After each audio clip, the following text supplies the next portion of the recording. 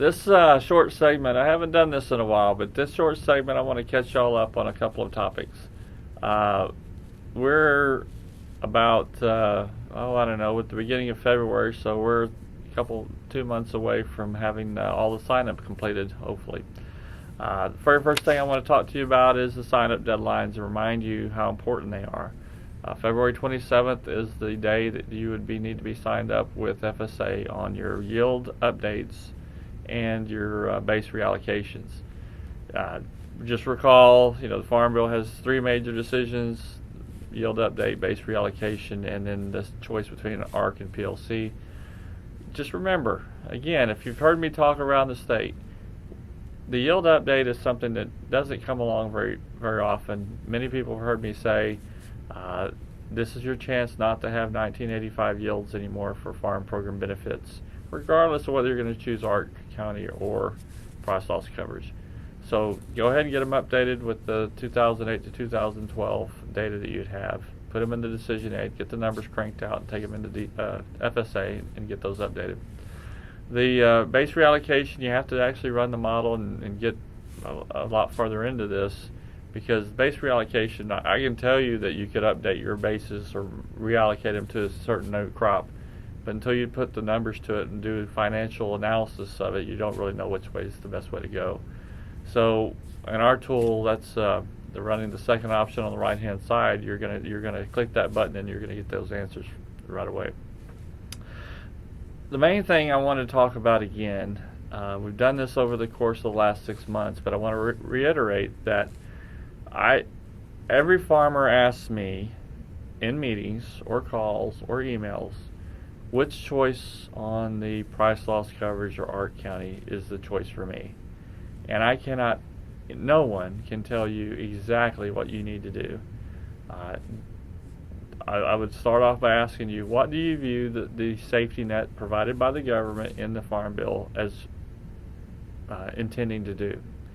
And if your answer is that it's intended to give you on an annual basis some money to help offset bad prices, bad whatever, then that helps me guide you towards what decision you need to be looking at. If your answer is that you think the safety net is there as, okay, if conditions get really bad, then the government's going to step in and give me some financial assistance, but on an annual basis, I'm not really expecting anything. I expect for the best, but if something goes bad, so that would lead you another path. And I've found producers all across the state of Texas, and frankly all across the United States, that have different visions of what the safety net from the government is intended to do.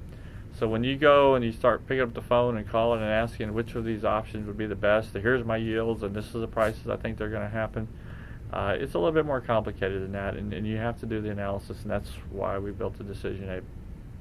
Just remember, for those of you that do a lot of risk management, whether that's hedging in the futures market or forward contracting certain crops, you have a different set of choices open to you than the average person who just says, at harvest, I'm going to take it to the elevator, and whatever they give me is whatever they give me. Why? Well, that just means because if you're spending some money to do some price protection, then that would make me think that you have different options on ARC or PLC. Same thing as if you're really been buying a lot of higher level coverage on crop insurance, you're getting ARC or PLC, both are free, and you need to evaluate those two choices and then consider what you're going to do on your crop insurance buy-up decisions that are going to be made over the next month. These things are very important, and they're interrelated, and a person like me or anyone you know at the coffee shop is not going to be able to help you with this. You're going to have to do the analysis. If you have questions about your analysis, those of you that are viewing this podcast know how to get a hold of us, but I'm going to tell you the phone number. The toll-free number is 844-229-7373. You have to call between 7 a.m. and 7 p.m. Central to get the calling service, and then they will forward an email to us, and we will allocate those calls out and get back with you in short order. The last thing I'll say, we've got a lot of viewers from all across the country that look at our educational materials. We have recently rolled out, if you haven't looked at the decision aid lately, we've recently rolled out a button right in the middle of it that says if you feel more comfortable reading Spanish and evaluating these decisions in Spanish, then we will certainly accommodate that, and you can do that as well. So until next time, just recall a couple things. Deadlines are coming up very quick. You need to get this. If you haven't done anything with the decision aid, you need to get moving. And then as you're evaluating these decisions, you need to really take a step back and decide what you think the safety net is intended to do for you, or what you want it to do for you, and we can help you design. We can help you pick the path of that's going to help you get those goals. So until next time, thanks.